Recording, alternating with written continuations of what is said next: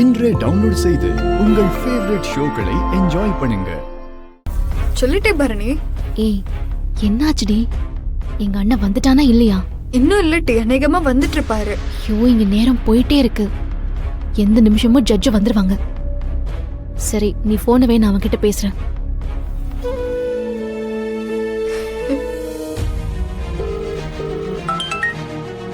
சொல்லல, என்னாச்சு? அதுக்குள்ள ஹியரிங் ஆரம்பிச்சிட்டாவளா? பாண்டி, ஜட்ஜ் எந்த நேரத்துலயும் வந்துருவாங்க. நீ என்ன பண்ணிட்டு இருக்க இன்னும்? ஜெயிலுக்குள்ள போய் பேப்பர் ஒர்க் எல்லாம் முடிச்சாச்சுல. அக்யூஸ்ட கூட்டிட்டு வரதுக்காக பிசி 2 பேர் உள்ள போயிருக்காவ. இப்ப வந்துருவாங்க. என்னடா, நான் நேத்தே சொன்னல்ல, எதுக்குடா இன்னும் லேட் பண்ணிட்டு இருக்க? ஜட்ஜ் வந்துட்டாங்கன்னா இதுக்கு மேல டைம் வாங்கவே முடியாதுடா. இல்ல, ஜெயில் நடைமுறைய பத்தி உனக்கு தெரியாதுல. 1000 கையெழுத்து போடணும், புரிஞ்சுக்க. என்ன, கொஞ்சம் லேட் ஆகும். நீயும் சம்பவமும் கொஞ்சம் அட்ஜஸ்ட் பண்ணிக்கோங்க. நான் வந்துருவேன். என்ன? சரி, சீக்கிரமா வா. ஓகே. யுவர் ஆனர், ஏங்க அவருடைய நெருங்கின ஃப்ரெண்ட்ஸ்னா அது அவரு சொல்லணும். நீங்களே சொன்னா எப்படி? இப்ப கேட்டீல, சரியான கேள்வி கேட்டீங்க. ஜட்ஜம்மா, உங்ககிட்ட வேற சில போட்டெல்லாம் கொடுத்துருக்கலாம். அதையே நல்லா கொஞ்சம் பார்த்துக்கிடுங்க. தோ பாத்தீங்களா?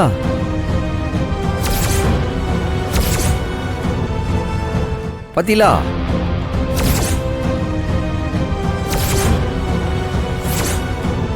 ஆறுண்டே தெரியலண்டா. எப்படி அவங்களோட சேர்ந்து தண்ணி அடிக்கிறது, கூத்தடிக்கிறது, கும்மால் அடிக்கிறது, இதெல்லாம் மட்டும் எப்படி செஞ்சீங்க? ஆறுண்டே தெரியாதவங்களோட சிவிலா இன்னமும் நீங்க அவங்கள தெரியலதான் சொல்ல போதீங்களா? மிஸ்டர் கௌதம், நீங்க தான் எல்லா போட்டோலயும் பயங்கரமா என்ஜாய் பண்ணிட்டு இருக்கீங்களே, அப்புறம் எப்படி தெரியாதுன்னு சொல்றீங்க? இப்ப சொல்லுங்க, இந்த போட்டோல இருக்கிறதெல்லாம் ஆறுண்டு தெரியுதா? அது என் கூட காலேஜில் படித்த ஃப்ரெண்ட்ஸ், அவ்வளவுதான். அப்ப தெரியும். தெரிஞ்சிட்டு எதுக்கு தெரியலன்னு சொல்லுதிய? Objection your honour. இங்க நடக்கிறது மாலதியோட மர்டர் கேஸ். ஆனா இவர் என்னன்னா சம்பந்தமே இல்லாம ஏஎஸ்பி மகனை கூண்டுல ஏத்தி கண்டபடி கேள்விகளை கேட்டுக்கிட்டு இருக்காரு. I can't allow this. இதுல அப்ஜெக்ஷன் செய்ய என்ன இருக்கு? நான் அவரோட ஆம்பளை ஃப்ரெண்ட்ஸ் தானே காட்டுதேன். அதுக்கு எதுக்கு நீங்க டென்ஷன் ஆகுதிய? அம்மா, நான் ஏதாச்சும் சொல்லும் போது ஒரு அப்ஜெக்ஷன் சொல்லும் போது எனக்கு பயமா இருக்குமா? நீங்க don't worry Shanmugam. Mister BP, ஒருவேளை உங்களுக்கு இதுல சம்மந்தம் இல்லாத விட்னஸ் ஏதாவது தோணுச்சுன்னா அவர் கேஸ் பிரசன்ட் பண்ணதுக்கு அப்புறமா உங்களோட ஆர்குமெண்ட்லாம் அவர்கிட்ட வைங்க. அதுக்கு முன்னாடி அப்ஜெக்ஷன் பண்றது ரொம்ப தப்பு. ரொம்ப நன்றிங்கம்மா. நான் இப்ப விசாரிக்கலாங்களா? அப்ஜெக்ஷன் ஓவர் ரூல் பண்ணியாச்சு. நீங்க தாராளமா விசாரிக்கலாம். ஜட்ஜம்மா, இந்த கௌதமுக்கு இந்த கேஸ்ல என்ன சம்பந்தம் இருக்குன்றத இன்னும் 5 நிமிஷத்துல உங்களுக்கு நான் சொல்லிட்டுதேன். ஒரு 5 நிமிஷம் மட்டும் எனக்கு அவகாசம் கொடுங்க.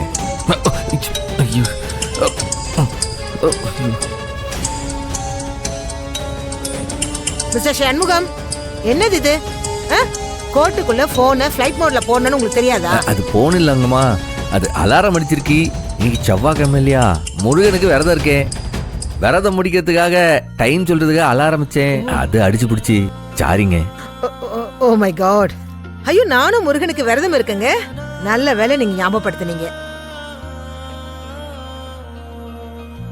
இன்னைக்கு முருகனுக்கு வேண்டப்பட்ட நாள் இல்லையா? சாப்பிட்றதுக்கு முன்னாடி முருகனை வேண்டிக்கிட்டா வேண்ட காரியம் நல்லபடியா நடக்கணும்ட்டு இருந்தாமா. யுவர் ஆனர், முருகனுக்கு இந்த கோர்ட்டுக்கும் என்ன சம்பந்தம்? எல்லாத்துக்கும் காரணம் கேட்டுக்கிட்டே இருக்காதீங்க பிபி. இப்போதைக்கு இடைவெளி விடுறேன். 10 நிமிஷம் இடைவேளைக்கு பிறகு விசாரணை மீண்டும் தொடரும். மிஸ்டர் சண்முகம், நீங்க அதுக்குள்ள போய் சாப்பிட்டுட்டு உங்க விரதத்தை முடிச்சிட்டு வாங்க. சரிங்கம்மா, சரிங்கம்மா. இல்லையா, அடுத்து கேட்கறேன்.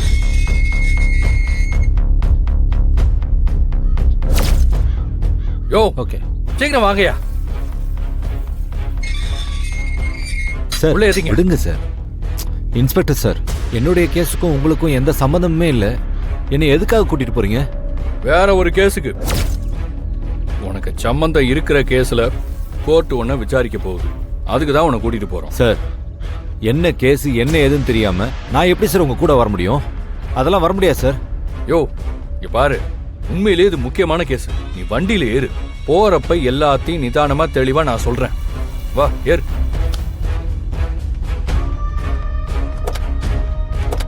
போ. சொல்றேன் ஏரியா.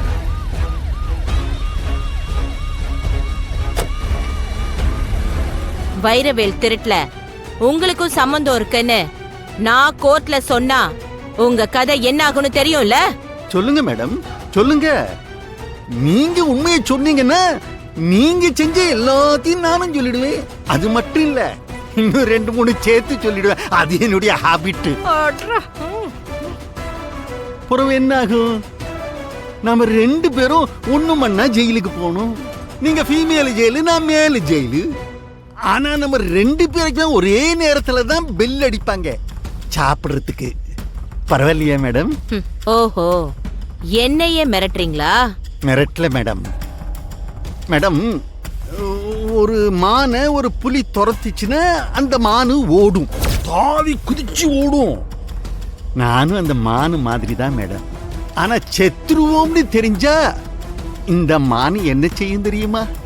துரத்திக்கிட்டு வர புலியையே எதிர்த்து நிக்கும்.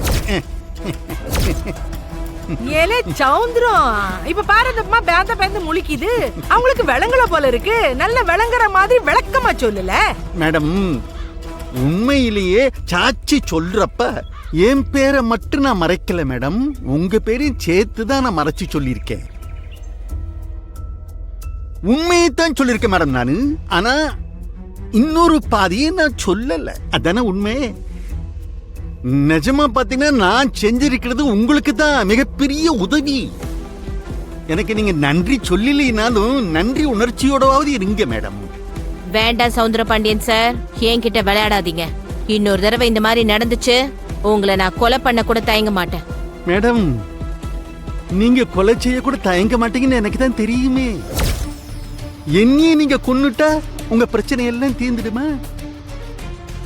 நம்ம 2 பேரையும் சுத்தல்ல உடுதானே அந்த சண்முகப்பைய, அவனை கொன்னாலாவது ஏதாவது பிரயோஜனமா இருக்கு, உங்களுக்கு யூஸ் ஆயிருக்கு, எனக்கும் ஏதோ ஹெல்ப் பண்ண மாதிரி இருக்கு.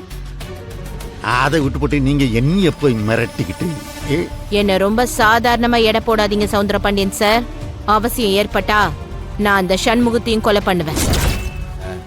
உங்க உசுரை காப்பாத்திக்கிறதுக்கு ஒரே ஒரு வழிதான் இருக்கு. சார், நாங்க சாக மாட்டோம் சார்.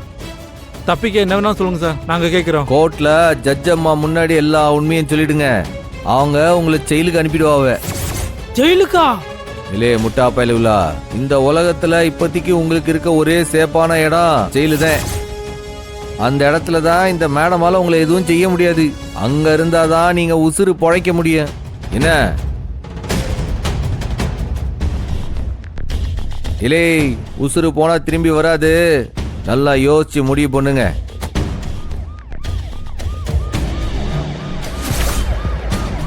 இலே பாண்டி வரான்.